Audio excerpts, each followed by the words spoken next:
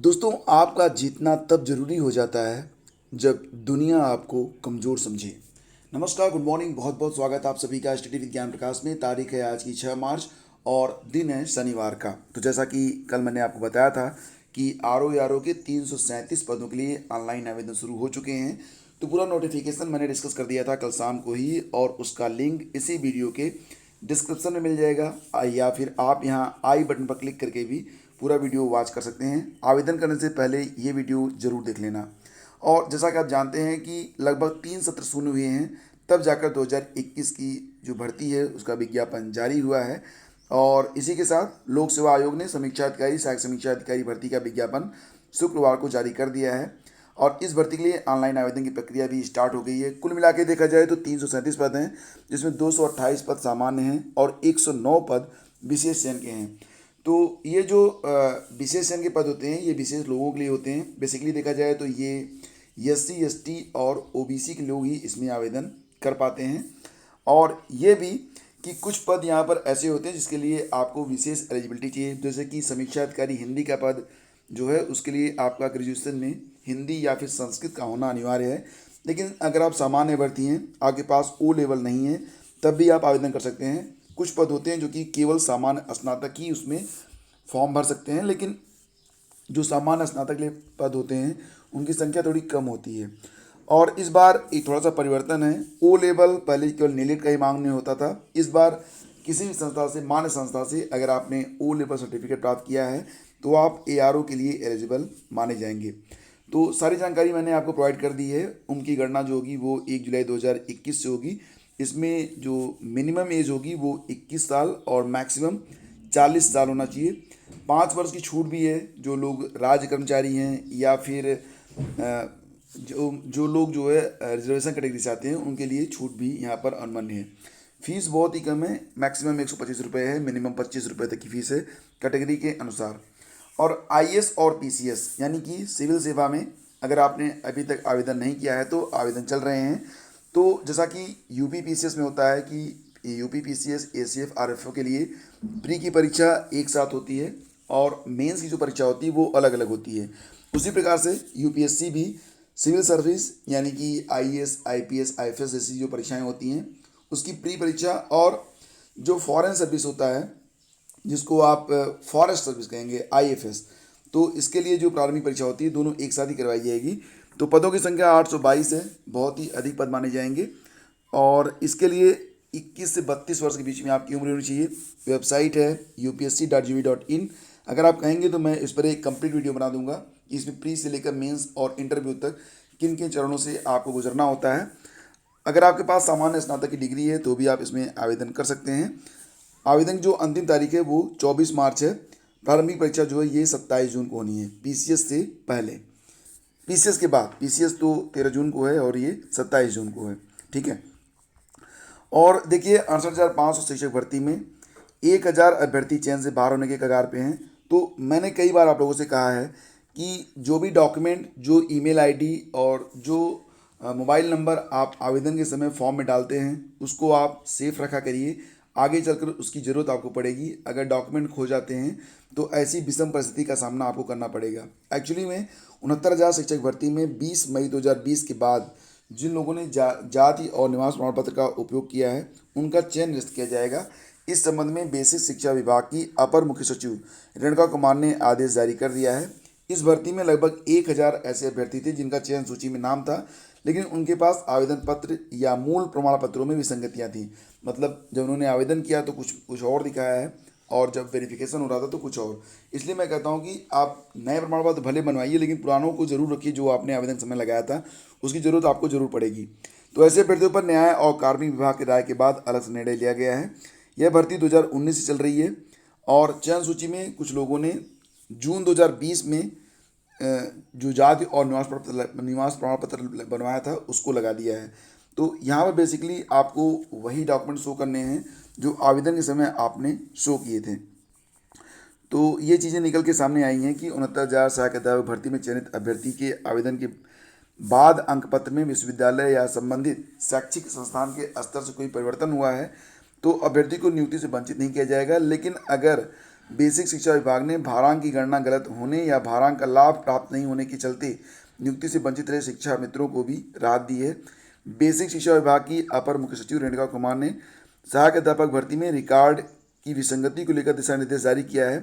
शासन ने स्पष्ट किया है कि जिन अभ्यर्थियों ने उनके पास वैध प्रमाण पत्र और अंक पत्र के आधार पर आवेदन पत्र में अधिक प्राप्तांक अंकित किए हैं, भर्ती के आवेदन के बाद प्रमाण पत्र में पुनर्मूल्यांकन, बैक पेपर में प्राप्त अंक में शैक्षिक संस्थान ने परिवर्तन किया है तो अभ्यर्थियों को जिम्मेदार नहीं माना जाएगा। लेकिन जिन लोगों ने मतलब सिर्फ अपने सिलेक्शन के लिए इसमें परिवर्तन किया है, यदि खुद भरे हैं ज़्यादा अंक तो निरस्त होगा अभ्यर्थन।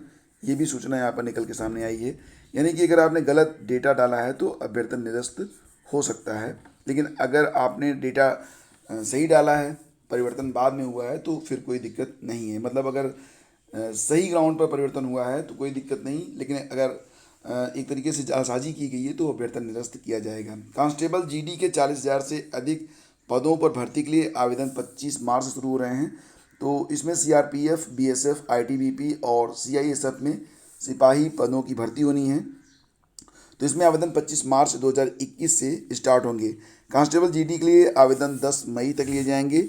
आयोग कांस्टेबल जीडी के लिए निर्धारित परीक्षण की कंप्यूटर आधारित परीक्षा 2 से 25 अगस्त के बीच करवाएगा। कांस्टेबल जीडी के तहत SSB, CAPF, CRPF, Assam rifles, BSF, ITBP समेत सीआईएसएफ के लिए सिपाही पदों पर भर्ती होगी। और आयोग की ओर से सिपाही भर्ती के लिए कंप्यूटर बेस्ड सीबीटी और फिजिकल एफिशिएंसी टेस्ट भी देना होगा। सीबीटी में 10वीं कक्षा के स्तर के जो प्रश्न होंगे वो पूछे जाएंगे। तो कांस्टेबल जीडी में कंप्यूटर आधारित परीक्षा का पैटर्न क्या है ये यहाँ पर बताया गया है कि जो परीक्षा होगी वो 100 अंकों की होगी। 100 ऑब्जेक्टिव क्वेश्चन पूछे जाएंगे एक एक अंक के, और इसमें 4 भागों में होगा क्वेश्चन पेपर। सभी भागों से 25-25 प्रश्न होंगे। तो इसमें general intelligence, reasoning, general awareness, general knowledge, गणित और अंग्रेजी के सवाल पूछे जाएंगे। परीक्षा 1.5 घंटे में पूरी होगी। परीक्षा में जनरल इंटेलिजेंस और रीजनिंग, जनरल नॉलेज और जनरल अवेयरनेस, गणित, हिंदी और अंग्रेजी के सवाल होंगे और 90 मिनट का समय आपको मिलेगा। कांस्टेबल जीडी परीक्षा के लिए निर्धारित जो पाठ्यक्रम है वो आपके सामने है। इस पाठ्यक्रम को आप हमारे टेलीग्राम चैनल पर आकर आराम से देख सकते हैं। यहाँ पर डिस्कस करेंगे तो सेशन लंबा होगा और जो लोग संबंधित नहीं होंगे उनको थोड़ी सी दिक्कत तो होती ही है। चलिए आगे बढ़ते हैं। यूजीसी नेट में अगर आपने अभी तक आवेदन नहीं किया था तो फटाफट आवेदन कर दें। लास्ट डेट जो कि 2 मार्च थी उसे बढ़ाकर अब 9 मार्च कर दिया गया है। तो जो लेटेस्ट अपडेट है वो मैं आपको बता देता हूँ। परीक्षा शुल्क तो आप जानते ही हैं कि परीक्षा शुल्क जो है वो यहाँ पर 1,000 रुपये है। 1,000 रुपये, 500 रुपये, 250 रुपये वर्गानुसार, गलत प्रिंट है यहाँ पर, 1,000 रुपये है। और पात्रता होगी 55% अंकों से आपने संबंधित विषय में मास्टर डिग्री प्राप्त की हो। अगर आप रिजर्व कैटेगरी से हैं तो 50% से भी अगर आपने पीजी किया है तो भी आप आवेदन कर पाएंगे।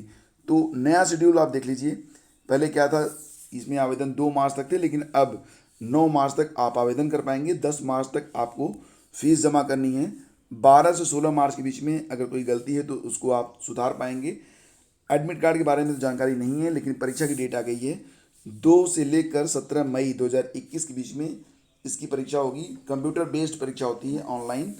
तो ये भी प्रैक्टिस आपको करना होगा। अगर आपने कंप्यूटर में मतलब प्रैक्टिस आपने नहीं किया है तो प्रैक्टिस करते रहिए, क्योंकि ये बहुत इंपॉर्टेंट है। और इसी के साथ एक खबर ये भी है कि 50% अंकों की अनिवार्यता को लेकर परीक्षा नियामक पर प्रदर्शन। तो यहाँ पर प्रदेश के एडेड जूनियर हाई स्कूल शिक्षक भर्ती में 50% अंकों की अनिवार्यता के विरोध में अभ्यर्थियों ने शुक्रवार को सचिव परीक्षा नियामक प्राधिकारी पर प्रदर्शन किया है। 4 दिसंबर 2019 के नियमावली संशोधन में जूनियर हाई स्कूल शिक्षक भर्ती में 50% अंक अनिवार्य किए जाने का नियमावली के पहले परीक्षा पास करने वाले अभ्यर्थियों ने विरोध किया है। छात्रों से बातचीत में सचिव का कहना है कि नियमावली के बदलाव में उनकी कोई भूमिका नहीं है, इसमें शासन स्तर से बदलाव किया गया है। तो ये चीज़ें निकल के आई हैं सामने। तो आगे बढ़ते हैं, चलते हैं अगली खबर पे। सीबीएसई ने 10वीं और 12वीं की परीक्षा तिथियों में बदलाव किया है। तो केंद्रीय माध्यमिक शिक्षा बोर्ड ने 10वीं 12वीं की कुछ विषयों की परीक्षा तिथियों में बदलाव कर दिया है।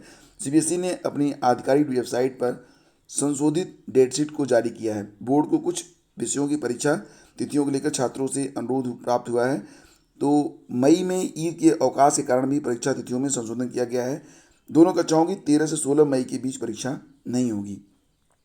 तो नई परीक्षा तिथियों के अनुसार 12वीं की फिजिक्स की परीक्षा अब 8 जून को होगी, पहले यह 13 मई को होनी थी। वहीं 31 मई को अब गणित की परीक्षा होगी, पहले यह परीक्षा 1 जून को होनी थी।